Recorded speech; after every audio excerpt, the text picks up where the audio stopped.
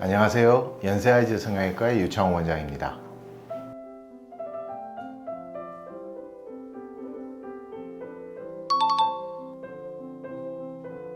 딱히 정해진 건 아닌데요. 예를 들어서 흉터가 다 자리를 잡았을 때 이제 재수술을 한다고 그러거든요. 그래서 매몰 하고 나서는 뭐 예를 들어 한 달 있다가도 재수술 가능하고요. 아니면 절개로 했더라도 바로 문제점이 나타난 경우에는 또 한 달 이내로도 하지만은 그 이후에 이제 흉터가 좀 딱딱해졌다가 부드러워지는 그 시기가 지나는 6개월째 보통 하라고 그러죠. 그래서 일반적으로 환자분들한테는 6개월이 걸린다고 그러고요. 눈 상태를 보고 나서는 이거는 언제쯤 해도 좋을 것 같다 이런 경우도 있고요.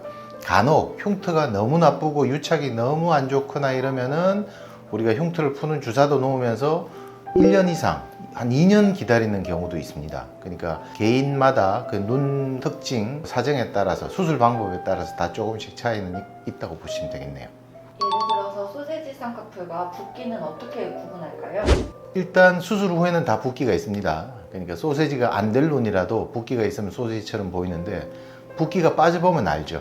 그리고 우리가 피부가 얇은 피부냐 두꺼운 피부냐는 그 일반인들도 보면 쉽게 알 수 있죠. 그래서 얇은 피부에서 약간 뭐 소세지 기운 있다 하더라도 그거는 이제 붓기니까 시간 지나면 사라진다 그러고, 두꺼운 피부인데 우리가 봤을 때 고정 높이가 많이 높다 그러면 붓기가 빠져도 소세지가 남는다고 그러죠. 환자분들은 느끼시기에는 나는 붓기가 계속 있어서 소세지가 됐어요 이렇게 이야기하시는 분들이 이제 보통 그런 경우죠.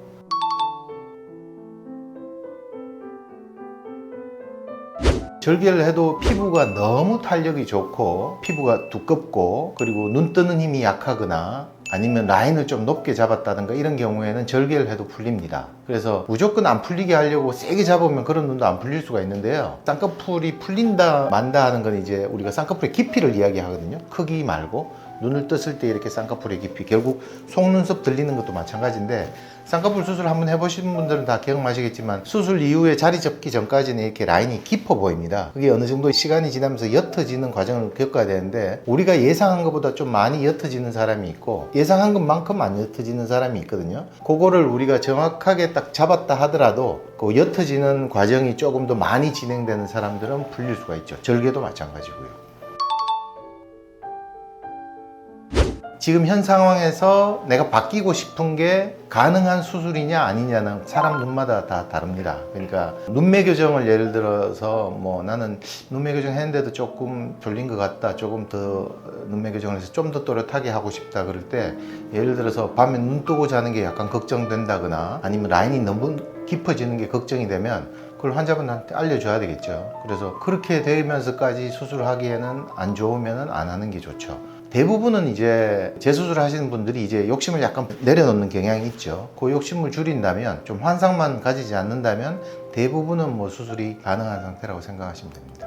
앞트임을 했는데 눈물샘이 과하게 보일 경우에는 어떻게 할까요? 그게 사실은 눈물샘이 아니고요, 핑크색 아니면 발그스름한 점막이 이렇게 보이는 거죠. 통칭해서 눈물샘이 보인다 그러는데 누호가 보인다고 그러기도 하고요. 그게 너무 많이 보이면 이제 앞트임이 과다하게 된 거죠. 그게 싫다면 앞트임 복원술을 해야 됩니다. 근데 앞트임 복원을 하면 예전에 몽고주름 밴드가 다시 더 생기는 모양이 되죠. 근데 그 생기는 모양이 아주 기가 막히게 원하는 만큼 딱 생기게끔 복원하기가 좀 어렵습니다. 그래서 조금 과다하게 된 거는 다시 좀 과다하게 닫아놓는 경향이 있거든요. 수술할 때는. 그렇게 되면 수술하신 분들이 복원을 하고 나서 또 후회하는 경우도 많습니다. 그래서 잘 생각해 보시고 수술하는 걸 보통 권해드리죠.